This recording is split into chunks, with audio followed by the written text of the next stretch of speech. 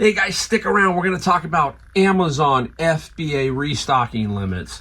We're going to talk about another amazing cheating scandal in sports, some eBay stuff, one feature that you can use to help prevent you from being scammed, eBay stuff in general, and a couple of buyer messages that I got to talk about that just baffle me, and just have some fun. So stick around.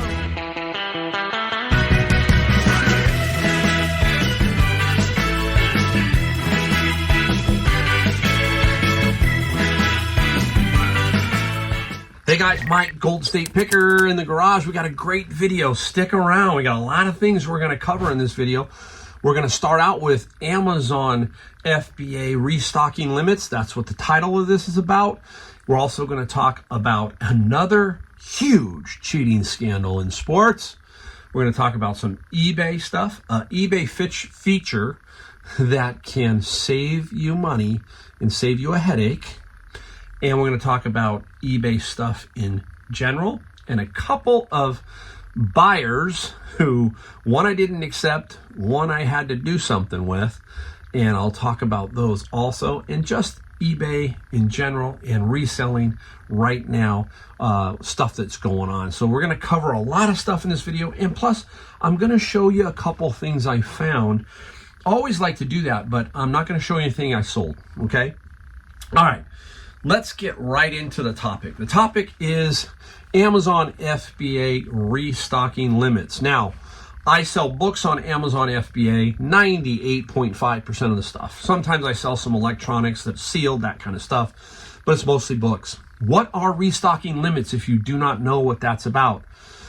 Amazon, about 2 years ago, has this new policy. It usually gets, it almost always gets reinstated every fourth quarter, basically what I'm trying to say. It means that they will limit you the number of items that you can send into them for them to warehouse and then sell. Basically, I'll give you an example. The beginning of this year, January, February, I was getting bumped up gradually, 6,000, 8,000. Finally, by the summer, I was up to 14,000 items that I could literally have Amazon store and sell for me. That's fulfilled by Amazon. And I knew that wasn't going to last. I thought to myself, fourth quarter, man, what are they going to do on fourth quarter? Now, for me, I'm different. If you've watched my videos, you've watched me how I am basically retired and I don't want to build $1 million business. I just want to have some nice income flowing through. So I have anywhere between 2,200 and about 2,700 books at a time in Amazon because it's hard. Basically, I like the one in, one out principle. So if I send in 30 books a day, that's 210 books a week. And I sell about 1,000 books a month. So that's pretty one in, one out. But you build an inventory over time through Amazon FBA if you're a bookseller. Booksellers, we have what we call long tail. We might have a book that might take 4 to 8 months to sell. Now, that's not a problem about 9 months out of the year, but it can build up, okay, if you get to the fourth quarter and they start to lower your restocking limits. And that's what's happening right now. So I went from 14,000 and then I started to see it drop to 8. Well, 8's not a problem for me. I'm not going to be able to put 8,000 books in. Then I watched it come down to 6,400. And then I saw 3,800. And I'm thinking, wow, this is happening. You know, I just need it to stick around 3,000. That's all I need is 3,000. I don't need a ton. And how it works is it's not humanly controlled. It's algorithm based. That is everything in life right now is based on an algorithm. You are a human, but we are controlled by these algorithms, especially by Amazon. And all of a sudden now I'm down to about 2,600. I have about 250 to 300 books that I can put in. I'm bumping up against it. And I've heard other people starting to tell me that in my comments and other things, okay? That's the biggest issue with Amazon, is Amazon just does what it wants to do. You are 1 million, billion, quintillion, whatever % of their company. and they will blow smoke at you and make you feel like you are the most important person, when in reality you're not. You're just a number. I hate to say that, but we're just a number. And if I disappear, Amazon keeps going on. Somebody else comes in and does what I do, and then they hate it or whatever. And I'm not hating on Amazon. I'm just telling you this is the facts of a $1 trillion company, basically. This big, huge behemoth. They're so big now that everything, in my opinion, is getting screwed up. Their back end is horrible. Now, I don't dig around in their back end, but the back end just basically is just, you think eBay's a mess? Try Amazon FBA and try and figure out everything that goes on there. So I'd like to stick just to my main issues, and one of them now is the restocking limits. What's crazy is I'm allowed unlimited space. Yeah, that's one of the other things. I have unlimited space at Amazon. And I don't, because I have to be restricted. Now I get it. They're sitting there saying, well, we want you to make sure you sell every book as fast as you can. Well, we're trying. There are some books that sell instantly. As soon as it hits Amazon, it's out the door. But there is a different breed here with books. See, there's no human interaction. It's all this algorithm-based stuff. Now, I feel like what they're doing is restricting me from growing. Think about it. If I purchased a bunch of inventory at, for this fourth quarter, and all of a sudden I have X widget, and I'm allowed right now to sell 7,000 widgets, and they drop me down to 3,000 widgets, but I have 6,000 widgets. You see what I'm saying? Or 6,000 variations, or whatever you're doing, that can become a problem. You could be stuck on inventory and not be able to sell that inventory during the most lucrative time, the fourth quarter. And that's an issue that I take with Amazon. That's it. I love everything else. There's a lot of things that that frustrate you, but that's business, and you have to deal with it. And I understand that. And people are going to go, well, you're just going to have to dump books. Well, I really don't want to dump books, and we dump books as we go along. People think that we just shove books in there. No, we have on Amazon, you can set triggers that dump books that aren't selling after a certain period. So we're constantly doing that. That's part of the business model. But this is restrictive. It always is. And guess what? There's really no explanation. There's really nothing that you can do about it. You can't talk to them. There's nobody that's going to say, hey, we'll bump you up 500, 1,000. You just have to wait till the next quarter, which is January, February, March, and you'll go right back up. But in the meantime, you got to wait. If you're bumping up against it, you got to sell 40 books, then put 40 books in. Dump it. It's just a real drag. It's a drag. I'm dealing with it, so I'm dealing with it, guys. And I don't think there's much we can do about it. I don't care what people say. They say, do this, do that. The Amazon seller forums, basically, I get a little bit of information from there, but I get mostly talking heads in there. So I don't even hardly bother with that. So anyhow, that is the main issue. Just got to deal with that, guys. All right. On to the cheating scandal. Another major sport has a cheating scandal. First, we had fishing. Guys shoving weights and fish fillets inside fish, getting caught. Now it has transferred to the World Cornhole Championships. Yep, the World Cornhole Championships have been infested by cheating. Unbelievable. Who would have thought? Cornhole. Anyhow, what is cornhole? Everybody, it's basically the game you played in your backyard. You had the hole, you threw the beanbag in the hole and got some points, so forth and so on. That is cornhole. Now, I'll tell you a quick story. I'm in the hotel about 2 or 3 years ago with my wife and flipping the channels around like the men do. We sit in the bed during we were on vacation, and I was clicking around. I hit ESPN2, and there is the World Cornhole Championships. And I'm going, really? Now, the funny thing is, I think that this time they were playing for $25,000 on this particular tournament. I instantly texted my friend who is a professional bowler, and I said, do you realize cornhole guys are making more than you professional bowlers? That was at that time. This is true. It's true. So anyhow, that's how I figured, and I saw this story. It was on Fox. This was on Fox. Let me read it. A cheating scandal dubbed Baggate has sent shockwaves across the professional cornhole world. The controversy sparked in August at the 2022 American Cornhole League World Championships in South Carolina. Devin Harbaugh filed a formal complaint against Cornhole players Mark Richards and Philip Lopez, claiming the #1 ranked doubles team used illegal beanbags. A $15,000 purse was on the line in the game, where competitors tossed bags filled with resin beans into a hole on slanted boards. However, Lopez and Richards also wanted their opponents' bags to be inspected as well. Uh-oh, you got to have yours looked at too. Turns out, none of the players competing were using regulation-size bags. Wow, the guys making the complaint got busted too.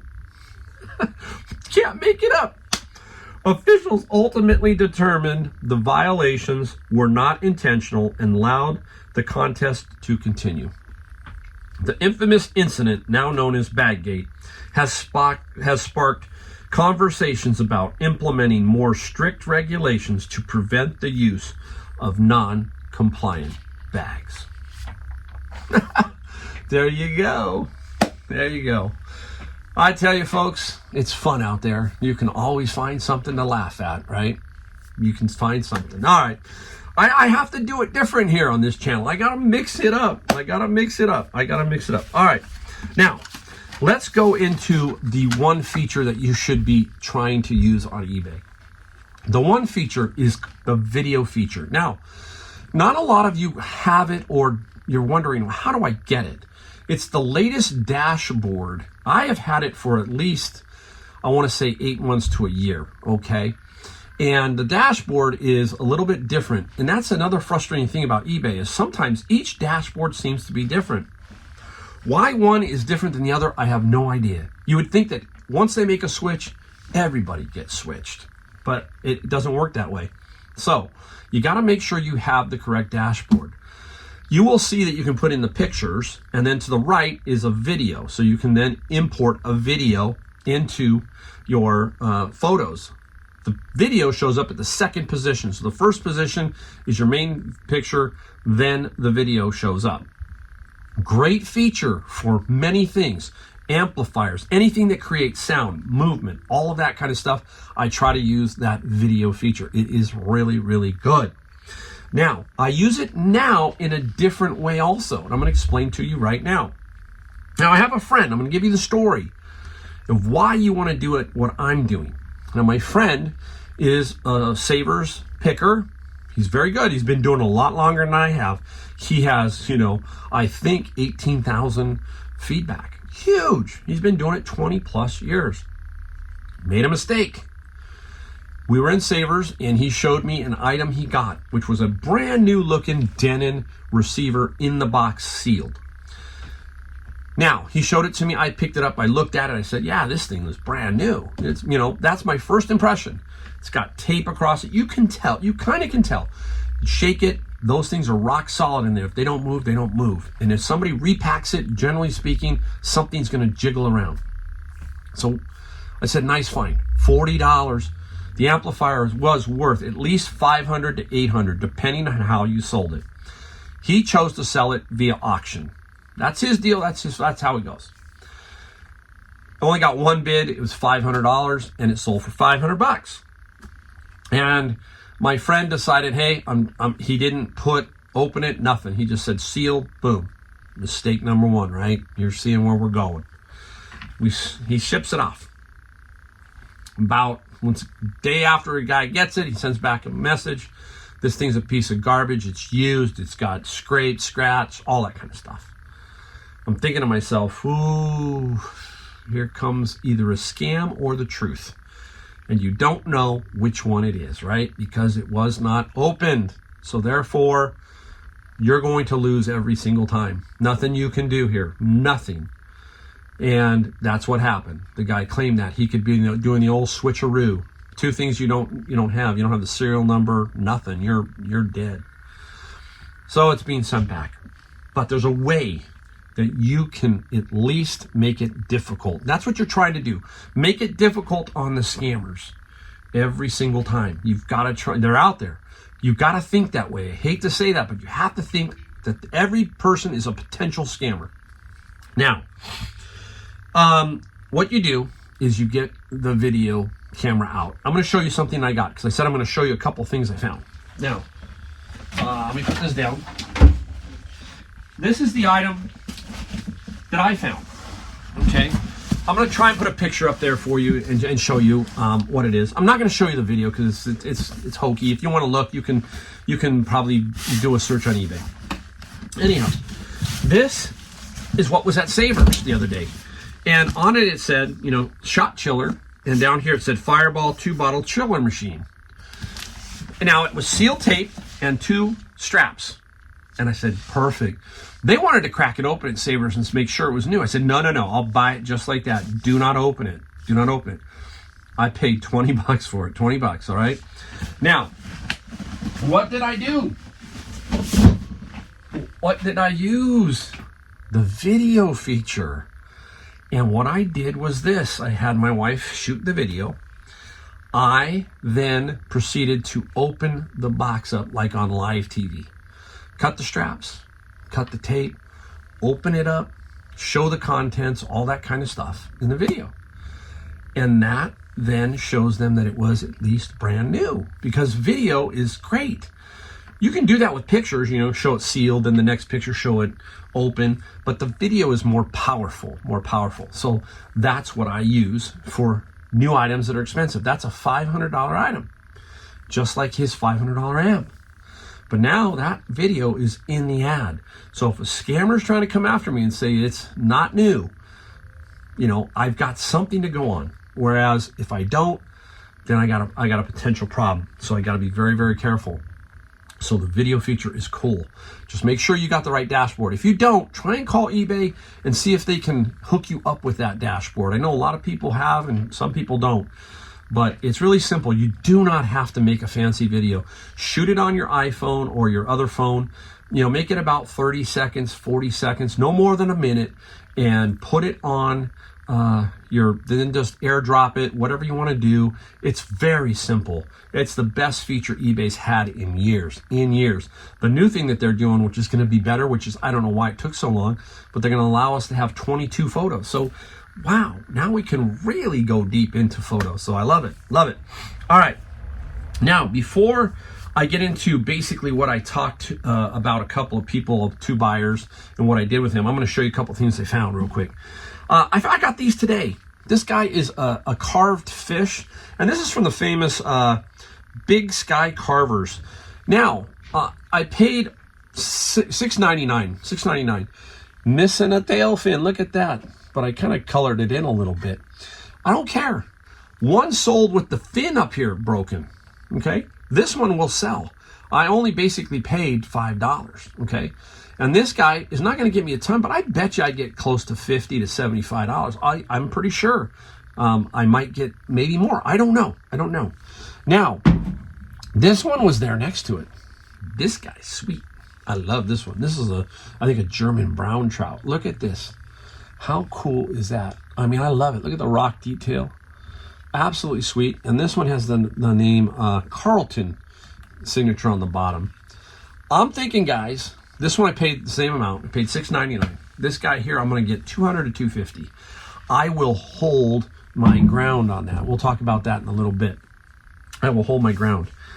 My friend Roger, we're going to talk about Roger here in a second again. He got this one. He was searching. He goes, Mike, you want to sell this? I don't. I paid $5 minus $1.50 or $20, basically $4. And this is by the Robert Held. And it's made in Canada, hand-blown piece of glass, beautiful piece of glass. He sells more hearts, but I said, you know what? We'll put this up for $50. We'll see what happens. Again, you know what? This is where you got to get to reselling, where you're patient, and we're going to talk about all that again in a second. But that one there was really, really kind of interesting. So you saw the Fireball. I'm going to talk about the other item in a second because I left it back there. I'll talk about that in a second. But now, let's get on to 2 basic messages but one was from a potential buyer and one was from a buyer, and we'll talk about it. So I have this item. It is a Arrow stapler brad nailer kind of thing. It's electric, and I have it up for about $90 on eBay. Haven't had any luck selling it. No big deal. You know me, I'm just going to wait around. And this gentleman sends me a message, and here's what he says. Hey, want to donate it for an R&D project. I am currently trying to make a hack to an electric brad nailer and turn it to an electric nail remover for removing nails from pallets, like an Air Locker AP700, whatever that is. The only difference will be powered by electric, not pneumatic. To do this, I need a 2-inch electric brad nailer, and I'm having trouble finding one. If you would like to consider to donate it for this little science project, I will be more than happy. Thanks for your time and best wishes, Oren from Turkey. Okay, there is a lot of people out there that are legitimate, but there are a lot of people about this, like, of course, scammers. And how I think about it is I think that everybody's scamming me. I hate to say that, folks, but this is a business, and you have to kind of think that way. Now, if there was some truth or facts or something that I could really wrap my head around, maybe I would consider doing something like that. Maybe. But no. I didn't even respond to this person because I feel like, hey, number one, it's international. It just doesn't feel right. You've kind of got to use some common sense. I'm not going to do it. I'm not going to donate something like that. Now, I have been asked to donate other things for charities and things like that. And sure, sometimes I do that. Yeah. Okay, but I do it mostly locally where I can get a one-on-one rapport with the person. For example, there's a Savers worker who is running a Harley Davidson Toys for Tots and asked me, hey, Mike, what can you do? I'm going to do something for him. Don't know yet, but we're going to do something for him. That's a one-on-one interaction, okay? This, I have no idea, so I have to assume potentially a scammer, and therefore, no. All right, next. Had a buyer come at me, send me a message prior and said, hey, I really want to offer you some money for this golf bag, but I'm afraid that I might be offering too low and you might, reject it. Now, I got this golf bag. Remember I talked about it? Amazon, I got 5 golf bags and 110 golf clubs. So I got a really good deal. So I can make some good money here. The golf bag was up for $100. Really nice Callaway tour bag. I'll try and put a picture up here of it. And he says, would you take $75 for it? Now that's 25% off, $100 down to $75. And I said, where do you live? Because that is a key factor. When you live in California or wherever you live, kind of ask that question. He said, I live in Western Pennsylvania or Eastern, I think it was Eastern Pennsylvania. So I thought about it and I said, you know what? That's on the line. I think I'm okay in my head. I said, sure, put in the offer. I'll accept it and we'll ship it. My shipping on golf bags normally is $59.95 for a tour bag. Tour bags are a little bit bigger than regular bags, so a little bit trickier. And I said, okay, send it. I accept it. He pays. I go and label it. I use UPS because that's about the only way you can do it now. The box is about 12 by 12 by about 42. Okay, so it goes off a cubic, so it's pretty expensive. I figured it was about $52, roughly in my head. And I was charging $64.95. I charge for what? Bubble wrap, box, time. Okay? So yeah, $64.95, and maybe it goes for $52. Well, it ended up going for $55. So about $7 profit on the shipping, which isn't really profit. So instantly, a half hour later, I get a message from him, and here is the message. Hello, I see that the bag is shipped via UPS. Is the bag really going to take almost 2 weeks to get to me? Double question mark. I guess I did not realize that this is what $64 shipping gets you. What kind of shipping takes 12 days? This lights my fuse. You can hear it, right? You can hear it. The bomb's gonna go off. I just don't do well with that kind of stuff, guys. I cut him a deal. Okay, I cut him a deal. You've heard me talk about my shipping versus, cutting deals, that kind of thing. This was really close. I only was $7 off on the correct price. I gave him a 25% discount, and this is what he comes back with. Okay, now, some things we got to understand here. And I sent back a little note to him, and I basically said, listen, I said, this is what, I always do it this way. I'm just kind of schneid. I said, look, this is what's wrong with the country. We have become Amazonized. And that means, next day, second day, whatever. I said, this is a golf bag. I said, it doesn't go that way. I said, first, I don't set the shipping times. UPS is covering their tail at 12 days. I could tell you that this thing was probably going to take 5 to 6 days. And I told him in that message. But I also told him that inflation has caused shipping to go up, and I have time with my bubble wrap. I told him all that stuff. So he came back and he was even more nasty, basically. I'm not going to put it up there, but what he said was, I don't care, blah, blah, blah. If I could cancel this order, I would. Blah, blah, blah. He's thinking because I put the UPS label on the box, I hadn't shipped, it was shipped. It is shipped only when it is scanned. Remember that, right? If you have a UPS or a FedEx label, once it gets scanned at UPS or FedEx, then it is really considered shipped. I knew that. So as soon as he said I would cancel that, guess what I did? I went in and I hit cancel and I hit buyer asked to cancel. Bink. End of problem. Pulled a label off the box. Now I have a boxed golf bag that I might get $100 for. Maybe I'll even sell it closer, blah, blah, blah. And my headache is gone. My big headache is gone. That guy was going to be a problem somewhere down the line. I guarantee you. He gets the bag. He says it's got this issue, that issue. I didn't want to deal with that. So he gave me my out. And that's how I canceled him out. What's the next thing I did after that? What do? You got one more step. Block the guy. Yep, you block him. So I blocked him also. Bye. What do they say nowadays? Bye, Felicia. Well, a lot of you don't know what that means. All right. Anyhow, you can tell I have fun. I always do. Let me show you I'm going to show you 2 things I found, then we'll talk about one thing at the end. All right, hey, right here, a blow mold Santa. I got it for $10. I got this at Goodwill, believe it or not. Nice blow mold Santa. Christmas is coming up. This is not an easy shipper because this is going to be about, I'm going to try and keep it under 36. I think this is about 32. If I can keep it under 36, I think I got a little bit better shipping price. But these can go for some fair money. That one's only about 75 to 100. I have another one outside that's 46 inches tall, and that one sells for about 150. I also got that for $10. Now, let me show you one more item.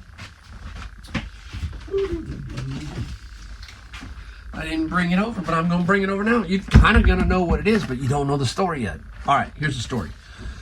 I have networking friends, and I have a good friend, Roger. Roger's a really cool guy. He's a little older than me, but he's a really good picker, and he likes mid-century modern furniture, all kinds of stuff.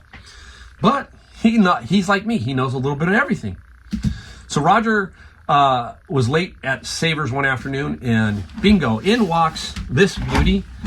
And I got to crack it open real quick. But in walks this beauty, and Roger asked, hey, can you give a price on it? And he got a price. I'm going to show you the price before I cut it open. I want you to see it. Price, $36. 36 minus the discount. I think it was 20% at least. So let's call it 30 bucks. And you know, it's always like cool when you see a guitar case, right? Your eyes light up, and people say, oh, you can never find a great deal at Savers or these places. This would not make it to Goodwill. This would be gone, all right? Savers, it's got to come out. It's got to come out at Savers. So it did come out. Let me pull it out. She's a beauty, boys. She's a real nice, look at that. Yes, it's an Epiphone Gibson Les Paul model, special edition. Okay, very, very nice. Inspected in USA. Anyhow, it's, what book was I reading on vacation? Peter Frampton, his autobiography. I don't know if it's autobiography. I'm looking over here trying to see it. Anyhow, Peter Frampton's Do You Feel Like I Do? And what did Peter Frampton play? A Gibson, right? A Gibson. Not this model, but he played a Gibson. So it's kind of interesting. Now, I'm going to keep this baby because Roger sold it to me. Roger sold it to me for $200. So I got it for $200. I'm going to keep it. I'll probably dabble with it a little bit. I've always wanted to learn the guitar. I play a little bit. I don't play a lot, but this was just too good to pass up. So again, you know, get to network with people because there are people that, you know, he doesn't want it. He's like thinking, you know, what am I going to do with it? He's got several. Great friend. And, you know, went over to chit chat with him a little bit, talk about stuff. pick up a guitar, absolutely. I mean, I just love it. Just love that kind of stuff. So I have a nice little Gibson guitar. All right, running long. Just a few more things to talk about. First off, right now, everything in the reselling world seems a little bit off. And I've always wanted to tell you about that kind of stuff because I want you to get the feel for how I'm doing. Because you're wondering how you're doing. Now, I'm in California, San Jose, and it has a little bit tinge of slowdown. And how do I know that? Remember what I talk about when you go to a store? Learn to network within a store. Learn to understand how a store gets its donations, who's working the store, so you can talk to them and say, hey, what's going on? You guys got a lot of stuff coming in? No, it's a little bit slow. You're trying to find out what to do, trying to increase the odds of finding stuff, all of that. That's getting to know the store. And it doesn't play out in other areas as well as where I'm at maybe, but you still want to know. And at Savers, the front end is where everything comes in. It doesn't come in at the back. So you can watch the front. If the bins out front are not being filled up, that's telling you that things aren't exactly moving along at a record pace. And that's true. Other pickers I talk to, the same thing. Not there. Something's off a little bit. Don't know if it's the season or what. Could be fall is now kicking in. There's not a lot of garage sales happening. Back east, it gets colder, all that kind of stuff.